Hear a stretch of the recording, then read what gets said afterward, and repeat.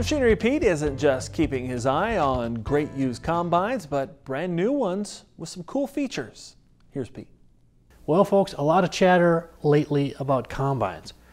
New combines, big combines. A week ago today, Deere released their new X9 machine. We posted a story on a ton of interest in these things, and I was looking at the new heads they've come out with, and I see their new draper head up to 50 feet. Now, on the topic of new combines, last couple years, of course, a lot of interest in the AGCO, the new Fendt Ideal machine, and even more recently with the new Claas Lexion machines. But you know my deal, over 30 years now I've been tracking auction prices, so I'll be very interested to see when the first ones of these new models hit the auction market. And believe me, I will report to you what they bring. Now, I also report on all ages of combines, and last week I saw a couple very interesting older machines sold, both last Thursday. Now here's one on a farm auction from north central Iowa, this John Deere 6600, and of course Deere made this model basically throughout the 70s.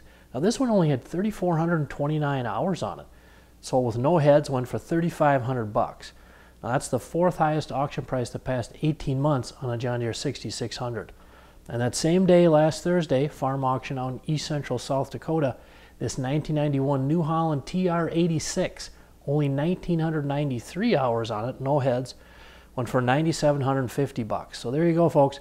If you don't feel like paying the big money for those new machines, here's a couple options for you for under $10,000. Your next piece of equipment is on MachineryPete.com. Search equipment from dealerships across the country to find what you're looking for. Only on MachineryPete.com.